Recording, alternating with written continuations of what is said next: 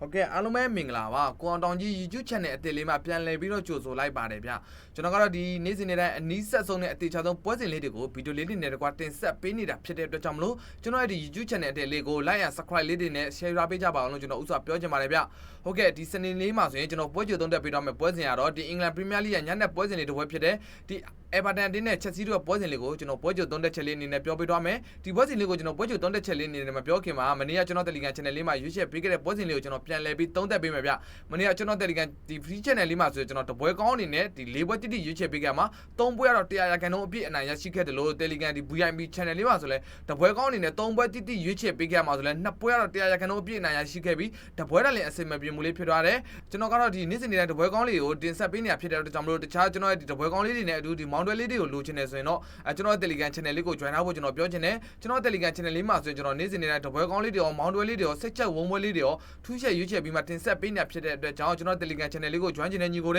ဒီဗီဒီယိုလေးကcomment မှာလည်းကျွန်တော် Telegram channel လင်းလေးချပေးထားတယ်လို့ကျွန်တော်ဒီ profile လေးအောက်မှာဆိုလည်း Telegram channel လင်းလေးတွေနဲ့အတူ Viber number လေးတွေပါပူးတွဲပြီးချပေးထားတာဖြစ်တဲ့အတွက်ကြောင့်ကျွန်တော် Telegram channel လေးကို join ထားကြဖို့ကျွန်တော်ကပြောချင်းဖြစ်ပါတယ်ဟုတ်ကဲ့ဒီနေ့ညမှာကျွန်တော်ပွဲကြိုသုံးတက်ပေးတော့မယ်ဒီ Everton တင်းနဲ့ Chelsea တို့ဟာဆိုရင်ဒီ England Premier League ရဲ့ပွဲစဉ်31အနေနဲ့ရှင်မြန်ကစားတော့မှာဖြစ်ပြီးတော့ဒီ Ancient Everton တင်းက England Premier League အမှတ်ပေးစရာမှာပွဲ30တီတီရှင်မြန်ကစားတာပြီးရမှတ်43မှတ်နဲ့အဆင့်စရာ8နေရာမှာရပ်တည်နေတဲ့အတင်းတင်းဖြစ်တဲ့ဒီအဝေးကွင်းဖြစ်တဲ့ Chelsea ရဆိုလည်းဒီ England Premier League အမှတ်ပေးစရာမှာပွဲ30တီတီရှင်မြန်ကစားတာပြီးရမှတ်48မှတ်နဲ့အဆင့်စရာ6နေရာမှာရပ်တည်နေတဲ့အတင်းတင်းဖြစ်တဲ့ဒီလိုအဆင့်8အတင်းနဲ့အဆင့်6အတင်းတွဲဆုံတဲ့ပွဲစဉ်မှာကျွန်တော်ပထမအဦးဆုံးအနေနဲ့အကျော်ပေးမှုလေးဥစွာပြောချင်တယ်ဗျဒီနှစ်တင်းမှာဆိုရင်ဒီအဝေးကွင်းဖြစ်တဲ့ Chelsea ရဲ့တင်းက level ပြား60ရှုံးဆိုတဲ့ခြေတန်းလေးနဲ့အတူဒီဂိုးပေါင်းစေး3လုံးပြား80စားဆိုတဲ့ခြေတန်းလေးဖွင့်ထားတာကိုကျွန်တော်တွေ့ခဲ့တယ်ဗျဘာကြောင့်ဒီလိုအဝေးကွင်းပြတဲ့ Chelsea အတင်းကဒီလိုအကျော်ပေးမှုကြီးတန်းလေးဖွင့်ထားတာလဲဆိုတော့ကျွန်တော်အောက်မှာတည်တည်ချာချာလေးကိုရှင်းပြမယ်နော်ဒီ Ancient Everton အတင်းရဆိုရင်ဒီ England Premier League နောက်ဆုံးရှင်းမှန်ခဲ့တဲ့ပွဲစဉ်မှာဆိုရင်သူကဒီ Arsenal ကို2-0ဆိုတဲ့ရလက်လေးနဲ့ပဲအဝေးကွင်းမှာ clean sheet အနေနဲ့ရှုံးနေခဲ့တယ်အဲ့ဒီ Arsenal နဲ့ပွဲမတိုင်ခင်မှာဆိုတော့သူကဒီ Burnley ကိုအိမ်ကွင်းမှာပဲ2-0ဆိုတဲ့ရလက်လေးနဲ့အနိုင်ရရှိခဲ့တယ်ဗ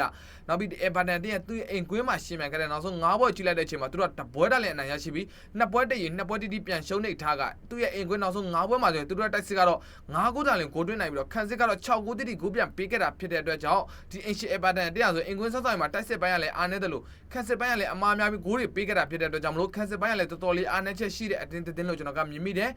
အဝေးကပြတဲ့ Chelsea တင်းရဆိုရင်ဒီနောက်ဆုံးရှင်းမှန်ခဲ့တဲ့ပွဲစဉ်ရဆိုရင် UEFA Champions League ဒုတိယ16တင်ရှုံးတဲ့ဒုတိယအကြော့အနေနဲ့ PSG နဲ့ရှင်းမှန်ခဲ့ပြီးအဲ့ဒီပွဲစဉ်လေးမှာဆိုတော့ဒီ Z3 ဆိုတဲ့ရလက်လေးနဲ့ပဲအင်ကွင်းမှာပဲ clean sheet အနေနဲ့ရှုံးနေခဲ့တယ်အဲ့ဒီ PSG နဲ့ပွဲမတိုင်ခင်မှာဆိုတော့ဒီ Newcastle ကို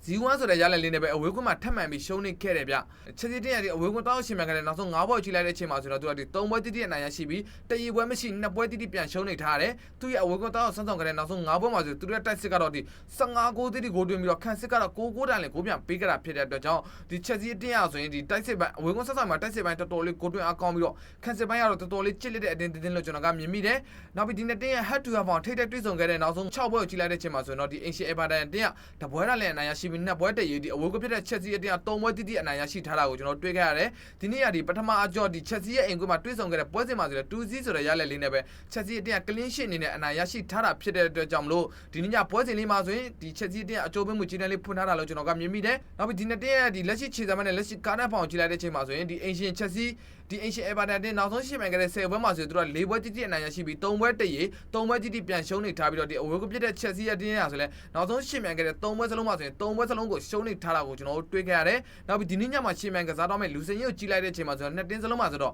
ဒဏ်ရာကစားသမားတွေများစွာရှိနေတယ်ဆိုပေမဲ့ဒီ Ancient Everton အတင်းမှာဆိုတော့ဒဏ်ရာကစားသမားတွေက9ဦးလောက်ရှိပြီးတော့ဒီအဝေးကွင်းဖြစ်တဲ့ Chelsea တင်းမှာဆိုတော့ဒဏ်ရာကစားသမားတွေက6ဦးလောက်ရှိနေအောင်ကျွန်တော်တွေ့ခဲ့ရတယ်။နှစ်တင်းစလုံးမှာဆိုတော့ဒီဒဏ်ရာကစားသမားတွေရှိနေတယ်ဆိုပေမဲ့ပုံမှန်ပွဲထွက်နေကြအတိုင်းပဲထွက်လာလိမ့်မယ်လို့ကျွန်တော်ကမြင်မိတယ်။ဒါကြောင့်မလို့ဒီစနေနေ့မှာရှင်းမှန်ကစားတော့မဲ့ပွဲစဉ်လေးမှာဆိုရင်ကျွန်တော်ကတော့ဒီအဝေးကွင်း Chelsea body လို့ကျွန်တော်ရွေးချယ်ပေးခြင်းတယ်။ဘာကြောင့်လဲဆိုတော့ Chelsea ကနောက်ဆုံးရှင်းမှန်ခဲ့တဲ့3ပွဲစလုံးကိုလည်းရှုံးနေထားတယ်လို့ဒီ Champions League ကလည်း Champions League 16တင်းကလည်းထွက်လာပြီးဖြစ်တဲ့အတွက်ကြောင့်မလို့ဒီ England Premier League ပေါ်တူပို့ပြီးအားစိုက်သွားလိမ့်မယ်လို့ကျွန်တော်ကမြင်မိတဲ့အတွက်ကြောင့်ဒီနေ့ညပွဲစဉ်လေးမှာ Chelsea အကြောပေးမျိုးလေးကိုကျွန်တော်ရွေးချယ်ခဲ့ပြီးတော့ဒီ Chelsea body လို့ကျွန်တော်ရွေးချယ်ပေးတယ်။ဂိုးပေါင်းစည်းလေးတွေအနေနဲ့3လုံးပြား80စားဆိုတဲ့ကြီးတန်းလေးမှာဆိုတော့ကျွန်တော်ဂိုးပေါင်းအပေါ်လေးကျွန်တော်ရွေးချယ်ပေးခြင်းတယ်ဗျ။ဘာကြောင့်လဲဆိုတော့ Chelsea တင်းရဆိုရင်နောက်ဆုံးရှင်းမှန်ခဲ့တဲ့3ပွဲစလုံးမှာလည်းဂိုးတွေပြန်ပေးခဲ့ရတယ်လို့ Everton တင်းကလည်းနောက်ဆုံးရှင်းမှန်ခဲ့တဲ့ပွဲစဉ်မှာသူအနေဆုံးတကူလောက်တော့ဂိုးတွေပြန်သွင်းနိုင်ခဲ့တာဖြစ်တဲ့အတွက်ကြောင့်မလို့ဒီပွဲစဉ်လေးမှာကျွန်တော်အပြန်လန်တွင်းကိုလေးတွေနဲ့ဂိုးများလိမ့်မယ်လို့ကျွန်တော်ကမြင်ပြီးတဲ့အတွက်ကြောင့်ဒီပွဲစဉ်လေးမှာကျွန်တော်ဂိုးပေါင်းအပေါ်လေးကျွန်တော်ရွေးချယ်ပေးတယ်။ဟုတ်ကဲ့ဒါကြောင့်မလို့ဒီစနေညမှာရှင်းမှန်ကစားတော့မယ်ဒီ Everton တင်းနဲ့ Chelsea တို့ပွဲစဉ်လေးမှာဆိုရင်ကျွန်တော်ကတော့ဒီအဝေးကွင်း Chelsea body လေးနဲ့အတူကျွန်တော်ဂိုးပေါင်းအပေါ်လေးကျွန်တော်ရွေးချယ်ပေး ပေးလိုက်တယ်ကျွန်တော်ရွေးချယ်မှုပွဲစဉ်လေးကိုချင်းမိတ်ဆွေတို့အသွေးသူတွေအကြိုက်သူတွေဆိုတော့ယူလို့ရတယ်အသွေးမသွင်းတော့ဘက်ကန်နိုင်ပါတယ်ရလက်ကောင်းလေးတွေရရှိပါစေလို့ကျွန်တော်ဆုမွန်ကောင်းတောင်းပေးလိုက်ပါတယ်ဗျနောက်ဆုံးတစ်ချက်အနေနဲ့ကျွန်တော်ရဲ့ဗီဒီယိုလေးကိုအဆုံးထိကြည့်ရှုပေးကြတဲ့ညီကိုတူဦးတယောက်ချင်းစတိုင်းကိုကျွန်တော်ကတော့ကျေးဇူးအထူးတင်ရှိပါတယ်ပြောကြရင်းနဲ့ပဲဗီဒီယိုလေးကိုအဆုံးတက်လိုက်ပါတယ်ဗျ